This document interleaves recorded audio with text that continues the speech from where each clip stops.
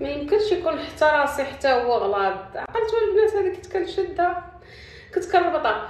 المهم البنات كلكم كتسولوني كتقولوا لي وجهك ما شاء الله بدا كيغلاض عاوتاني وبدا كيبياض او بدا كيتصفى ما شاء الله. البنات راني انا كاين اي حاجه جربتها كندوز كنهضر لكم عليها. بالنسبه للوصفات ديال الغلظ ولا داكشي اللي كنجيب لكم ديال الغلظ كامل اختي راه كامل ما شاء الله تبارك الرحمن. كما كنقول لكم الا ما جربتهاش في راسي وجربتها بالناس اللي قريبه ليا راه ما كنعطيهاش لكم.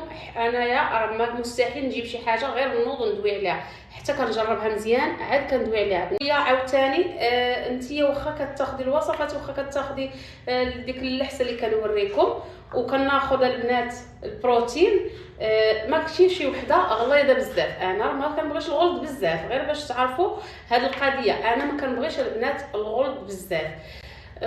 ضروري غير نقاد الفورمه ديالي صافي وكنحبس. يعني كنبدا كنوريكم الحاجه اللي كناخذ او اللي كندير زعما ولكن كنحبسها ما كنبقاش اختي ناخذها بزاف. هادشي اللي كاين.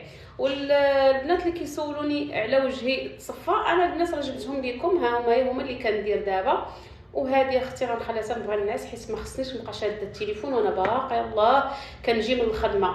هي الاولى كنغسل اختي كندير الروتين ديالي الليلي كنغسل البلوجيل ديالي كنرطب هذا البنات اللي ما شاء الله تبارك الرحمن راه هو كيحيد لي طاش ومرطب في نفس الوقت. كما قلت لكم انا كتعجبني اختي نختصر ضروري خصني الاختصار. هذا بحال اللي راه واخده 4 الكريمات ولا 5 الكريمات في واحد ما شاء الله تبارك الرحمن.